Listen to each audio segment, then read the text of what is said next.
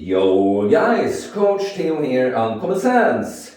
While the trend on social media is towards more and more digital editing, I'm here with my chalkboard to have a lecture for you guys. Jacked and Stacked 101.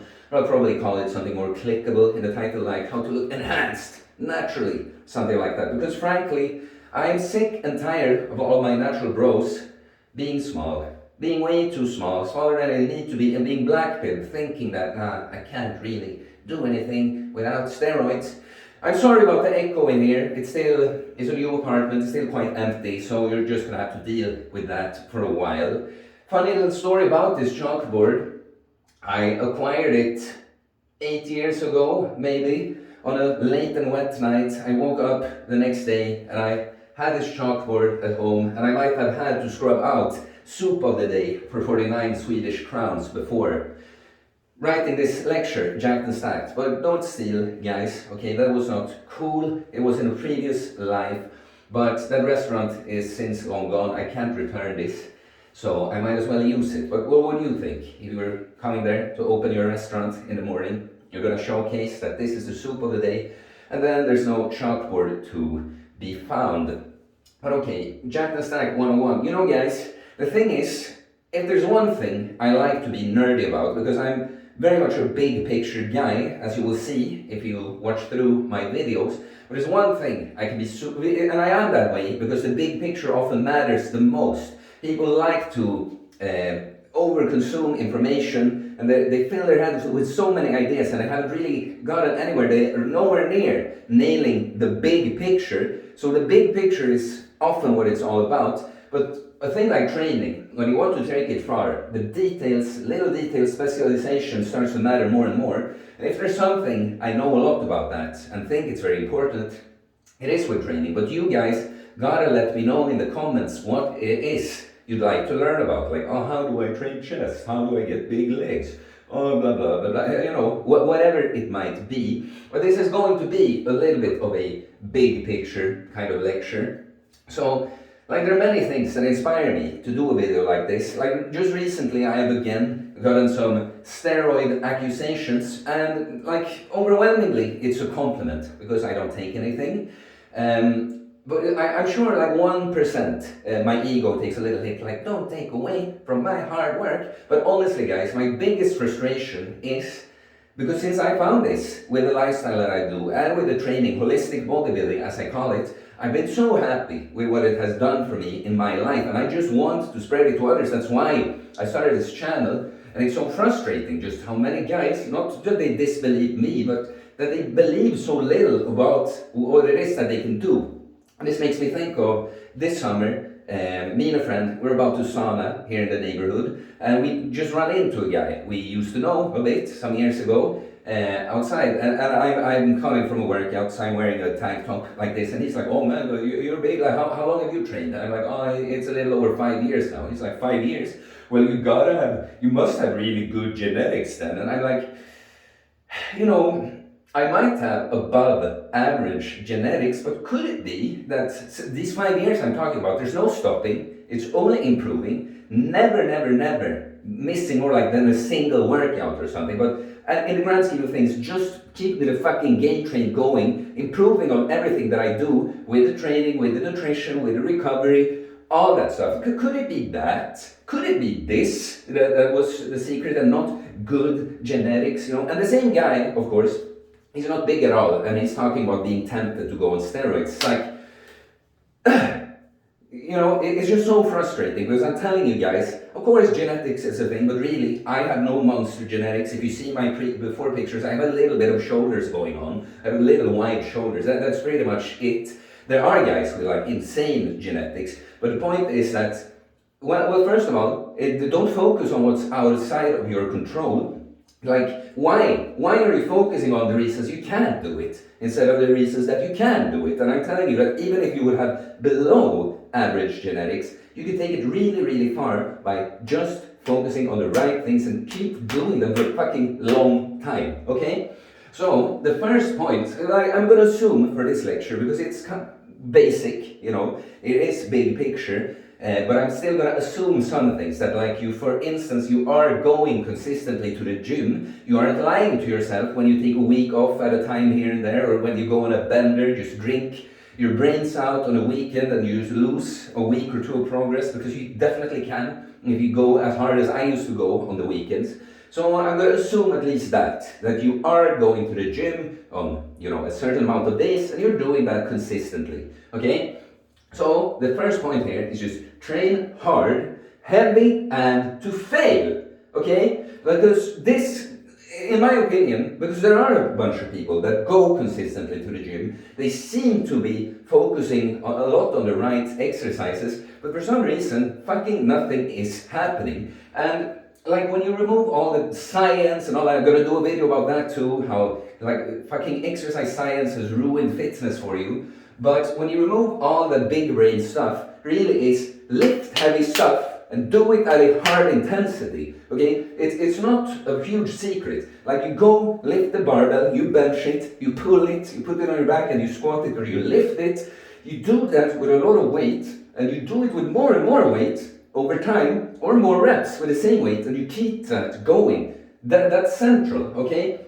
When I say train hard, of course everyone understands that, yeah, I can't go and just like jog and get jacked, but really, people think that they train hard when they don't, alright? You need to train to fail, not necessarily on every exercise all the time, but kind of generally. Like, there's way too much information too. This is again the thing with the science, no, you don't really have to, it's not necessarily optimal, you can keep this and this many reps in reserve. Like, in the right context for the right person, yes, but generally that's not what you need to hear. I don't keep reps in reserve on almost anything, except some compound lifts, or if I'm like working around an injury or something and I feel like, okay, keeping the intensity a little lower, going higher on the volume, is a smarter approach here. But generally, all my sets are to fail, or to a level where I just know, because I trained to fail so many times, that I know that I would fail the next rep. So that's typically the lowest intensity I have. Not actually failing a rep, but knowing I would with the next one. But you don't know that if you haven't trained to fail a lot. So really, like Eric Bugenhagen would say, just horsecock some heavy weights. That's really the main thing here. The big movements, heavy weight, and then just because if we're more interested in building muscle and just getting strength, we shouldn't focusing just on one rep maxes, even though that's fun, but we should keep it at like at least 5 reps, but heavy and intense and more over time. We're going to come progressive overload with plan, intention, execution, okay? Because I think everyone understands that if I want to bench 150 kilos, I can't just bench 80 kilos, 100 workouts, and then suddenly, boom, I have 150. No, I'm going to have to move up to 85, and then to 90, and 95, and 100, etc. But still, that's too what I say, that people fail to implement progressive overload practically. Progressively overload, that's what you should be doing when you go to the gym, okay? Like, the majority of the time. It's something that infuriates me, that in one big gym chain here, it's kind of like, it's so annoying, because the people that are supposed, the gyms are supposed to inform you on how to do these things, but they are giving you this kind of just, now they just want to make you feel good about your training thing. No, it's not important that it's actually good, as long as you feel good and pay and come here, But there's one poster up that says, maybe today is the day when you manage to take more weight. And I like, when I see that poster, like, yeah, you know what, it was today again, just like yesterday, and the day before, and the day before that, maybe not the day before that, but the day before that, it always, almost always, today was the day when I managed to do more weight. You understand? You don't go, or just wait for some signal, some sign that, you know what, the weight just feels lighter, maybe I'll try more today. No, you have some kind of plan. The easiest thing is a double progression, okay? Meaning that you have a rep range you progress in before you add weight. So let's say on an exercise like a dumbbell press, we have 8 to 12 reps. And so when my top set, when I can do the most, because I train to failure, you're not supposed, I should have said that on the first thing here too. if you train hard enough, you shouldn't be able to do on most exercises like 3 sets of 10, 4 sets of 8. No, you should be losing reps because you're training with such intensity on the sets before that, okay? But so, we have our dumbbell press, and we have 8 to 12 reps, and I had 40 kilo dumbbells. You know, when I started out, maybe I got 9 or 10 on my first set, but eventually after a few workouts, I hit 12 on my first set. The top end of the rep range. I now move on to the 42 kilo dumbbells and start over at like 8-9 reps or something. And that's my intention. If I did 9 reps with a set of dumbbells or a dumbbell press one time, I come in there the next time, I want to get 10. The more advanced you get, maybe you can't every time, but you should go for it. You should find out. You shouldn't wait. I felt, not today, I just kind of could feel it was a time to... No. You come in there, you have a plan for how to progress. You have an intention. I'm going for these fucking reps. You know what, right now, I'm doing a pull-down machine. I'm going to a gym where I have a lot of unusual and good machines. Generally, I'm a proponent of as much free-weighted exercises as possible, but machines have their place. There are good machines, and especially right now I'm doing it because I have some injuries. This is sort of a replacement for a weighted chin-up that I would do. But this is a new machine for me. So I took, first time I used it, I think I put 80 kilos on it. And I think I did 10 reps on the first set, 10, 9, 8. And so I come the next time, I know I'm going to do 11 this time. 11, 10, 9. Next time I come, 12, 11, 10. Okay, now, time to move up. I put 85 kilos on the thing. Okay, again, 10, 9, 8. Last time, 11, 10, 9. Today, I know I did 11, so I come in 12, 11, 10. Boom! Time to move up in weight. You have a plan for progression, you have an intention coming in there, you know this is what I'm trying to beat, you execute it. And if you don't manage to progress every time, that's okay. And there's gonna come times where you have to, the more advanced you get, you're gonna have to be a little big brain, like why? Why am I making progress? Should I swap, should I have some accessory exercise here? Should I put this exercise on hold and do another option for a while? But you need to have this intention of progressive overload. Keep the game train moving. We're moving forward. We're not stagnating. We're always trying to take a little step, 1 rep at a time. Because it's just like 10,000 steps. You can't just take like one big or just stand in place a little bit. You have to take 1 step at a time and eventually you have 10,000 steps. It's the same thing with your progress. 1 rep at a time, 1 kilo at a time. Suddenly, it all adds up. Okay? The next thing is learn to program, okay? Because I said there are some people that seem to be consistent, they seem to be running a decent program, but they lack the intensity. But if we have the intensity, where there's most room for improvement is with the programming. There's also a lot of people that don't get this. You know, you see some guys that are in the gym, and they're doing things like shoulder raises, chest flies, triceps pushdowns, and biceps curls. And all those things, they can have their place, but if I see that this is what you're mostly doing, it sort of says, someone is like, oh, I'm going to have a nice plate of food here, let me put salt and pepper on my plate. It's like, it's nothing on its own, right? It's not a perfect metaphor, like yes, all these things, you can make a little bit of progress on it, but it is, what I'm talking, it is the seasoning. You're going to build a big chest, it's not chest flies, it's your bench presses, it's your dumbbell presses, it's your dips. You know, it's these things, and then on top of that, yes, the flies and stuff.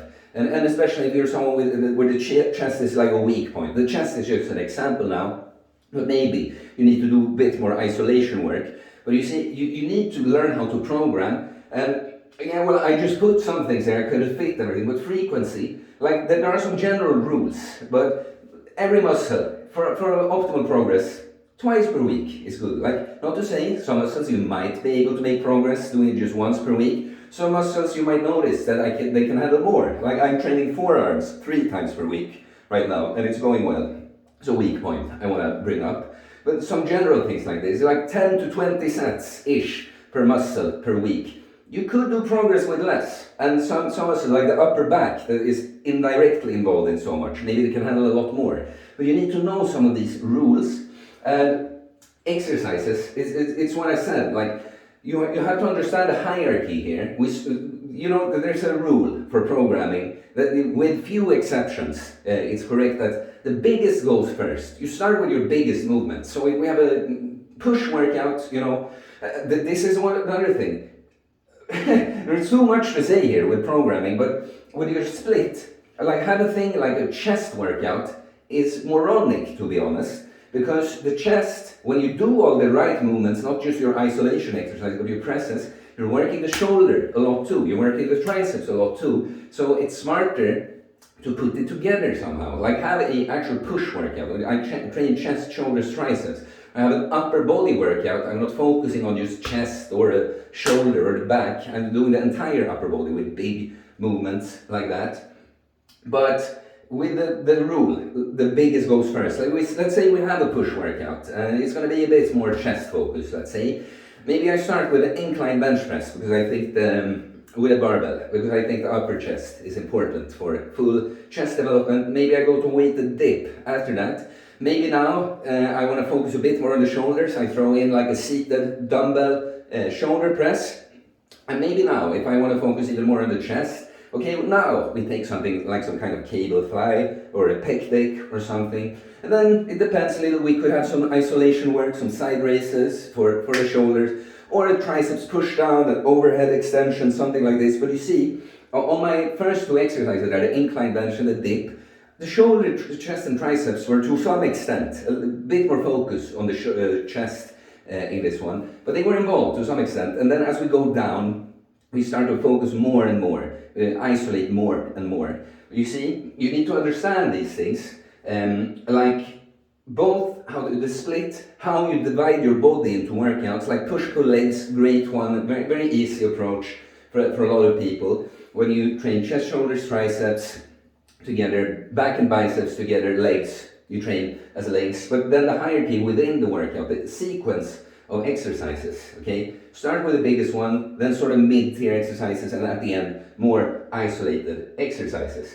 Programming, that's really when everything important is in place. You know, you are consistent, you are training hard enough, you have a plan for progressive overload. Where there's most improvement, the room for improvement, for optimization, is to dial in your program. And it's fun, guys. You become sort of like a crazy scientist in the laboratory. Wow, what if I try this exercise together with this and in this sequence? You know, that's where the magic happens.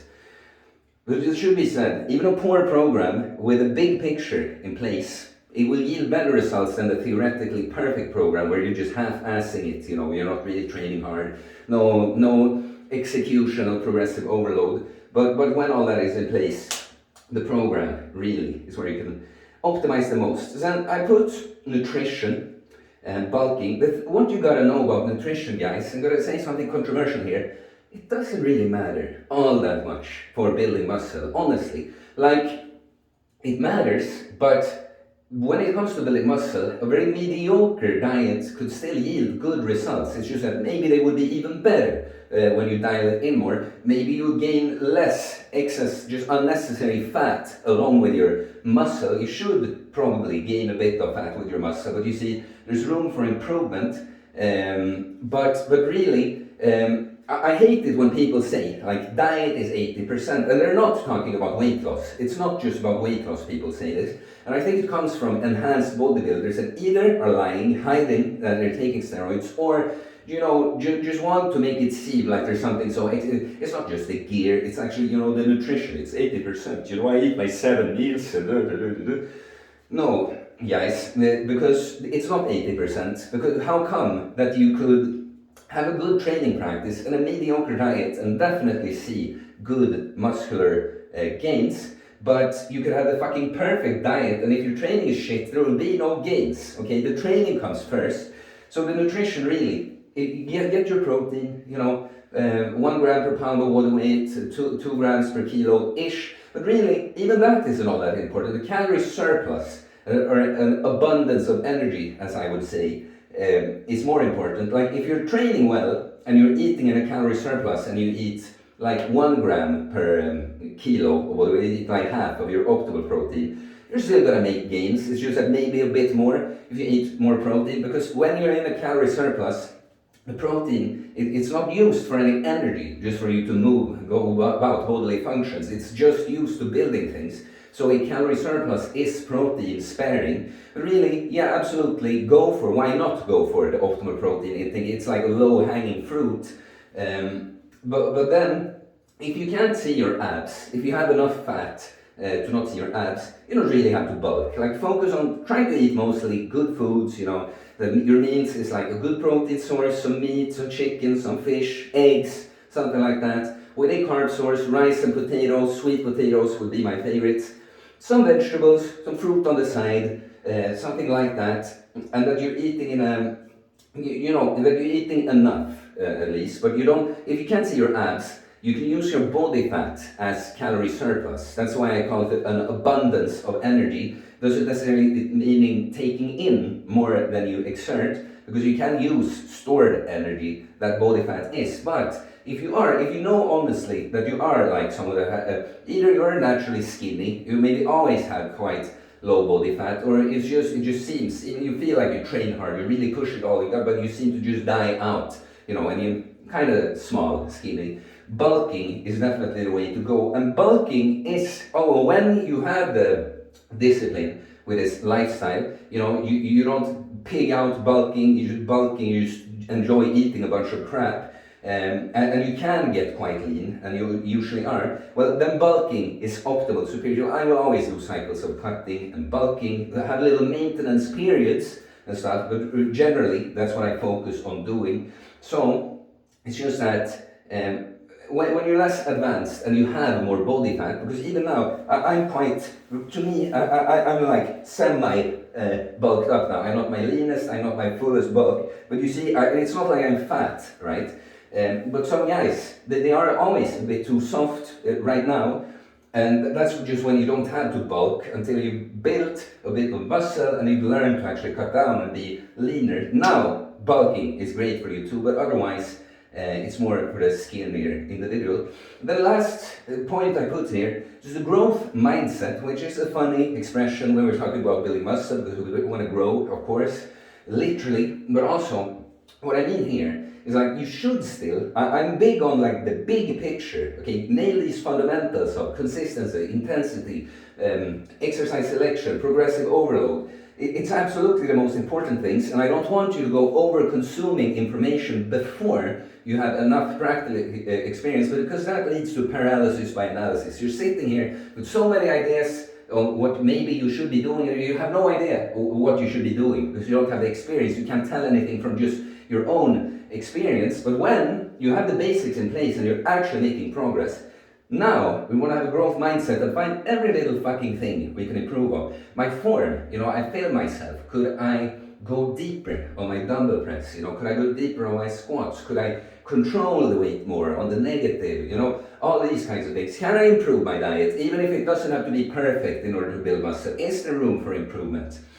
Can I sleep more? Can I sleep better? Can I start going to bed earlier so I recover better? And because training is like planting a seed, and then eating and sleeping is like watering it and giving it the good nutrition it needs to grow. But also things like, even am I a fucking degenerate that goes out drinking and sleep around with girls and stuff? Like this will quite physiologically hinder your progress, but also you're wasting a bunch of time and energy and money, literally, that you could be investing into something better, right? Growth mindset, always looking to be better. Don't look for, there's no magic solution here, guys. It is these fundamentals, it's the cornerstones that you need. And then here, there's still not going to be any magic. It's just going to be like, maybe there's one exercise that works just a little bit better for my purpose. Maybe I could improve my form just a little bit. Maybe my diet, maybe I could switch this thing that's not optimal for this little better thing. Maybe I could, you know, all these little things. But really, guys, improving upon the fundamentals, that's what it's all about. Alright? So please, guys, if you stay with me through this entire lecture, I just kind of improvise, I just put some points here. As you can tell, I go on side tangents, I could talk about so many things related to all this stuff.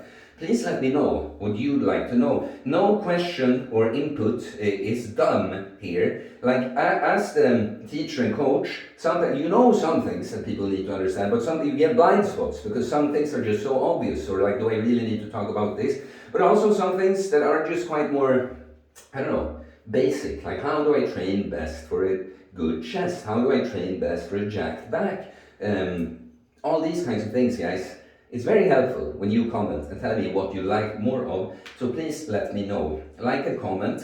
And I do coach this, of course, holistic bodybuilding. We work on the body, but also on the inside, because there's no such thing as the body without the person that does the things necessary to build that body. So we work on ourselves holistically, holistic bodybuilding, and we use the training practice as a means of self-development overall. We bring lessons we learn from the gym into real life, because life and the process of improving, it is a lot like training in the gym. It's just that in the gym, it's quite straightforward. It's quite, how do you say that, quantifiable, with numbers and that. But very much the process of improving on anything looks the same in real life. So I do coach these things, guys. You can send me a DM on Instagram or email me. It's in the description below. I'll get back to you with my different options for that. You can become a member of the channel, supporting me that way. It's very much appreciated. And please subscribe for more content about fitness, fasting, losing weight, building muscle, self-improvement, stoicism, mental health, philosophy, spirituality, mindset. It is a mindset, guys.